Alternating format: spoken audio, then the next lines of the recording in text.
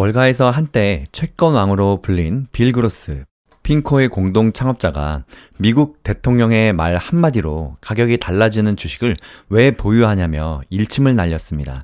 뉴욕 증시의 널뛰는 변동성에 투자자들에게 관망세를 유지할 것을 조언했는데요. 이는 도널드 트럼프 대통령이 대부분의 관세에 대해 90일 유예를 발표한 소셜미디어 게시물 이후 미국 주식이 급등한 상황에서 나온 발언입니다. 그로스는 이날 소셜미디어 X에서 여러분들에게 묻고 싶다라며 대통령이 밤에 푹 자고 일어나서 어제 정책을 바꿨는지에 따라 가격이 달라지는 미국의 주식을 소유하고 싶나, 그러고 다음날 아침에 일어나서 전날의 정책을 뒤집을지에 따라서 가격이 좌우되는 변동성 높은 미국 주식을 보유하고 싶으신가요? 라고 반문했습니다. 그는 내 방어주 포트폴리오는 상승 중이라 오늘 같은 시장에도 불만은 없다라며 이같이 말했습니다.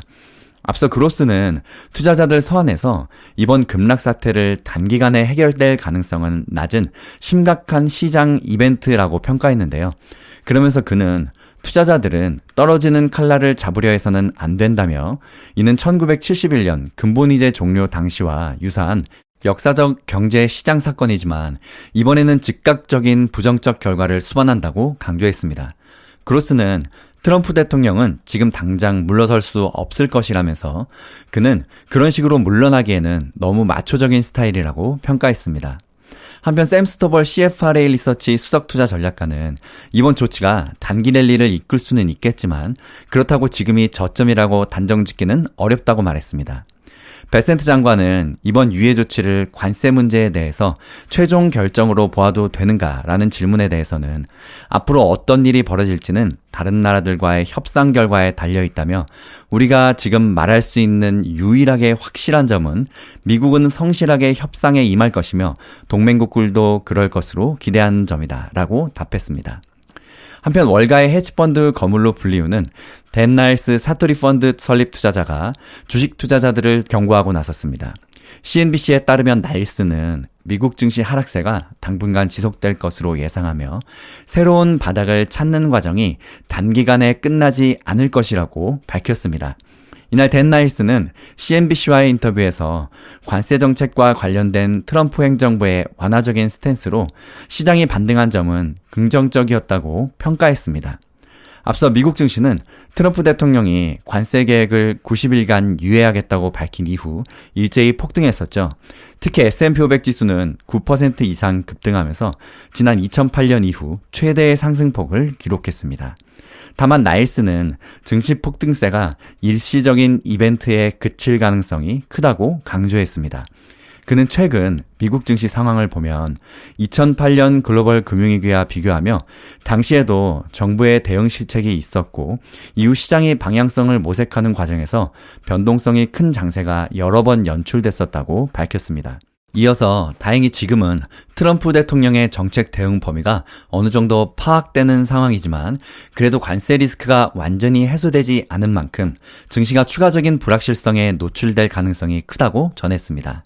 나일스는 현재 상황에서 증시 투자 심리를 반전시킬 수 있는 것은 기업들의 어닝 서프라이즈라며 투자자들이 인내심을 가지고 실적 발표 이벤트를 기다릴 필요가 있다고 조언했습니다. 한편 도널드 트럼프 미국 대통령의 무역 담당 고문인 피터 나바로가 관세 효과로 다우지수가 5만 포인트까지 오를 것이라고 단언했습니다. 나바로는 폭스뉴스에 출연해서 지금 증시는 바닥을 찾고 있다며 S&P 500에 속한 기업들이 먼저 국내에서 생산하게 될 것이라고 밝혔습니다. 이어서 이들 기업이 미국 경제 회복을 주도할 것이라며 다우지수가 5만까지 오를 것이며 경기 침체는 없을 것임을 보증하겠다고 말했습니다. 나바로는 전날에도 폭스뉴스에 출연해서 주식을 팔지 않으면 돈을 잃지 않는다면서 지금의 똑똑한 전략은 패닉에 빠지지 말고 그냥 가만히 있으라는 것이라고 말했습니다.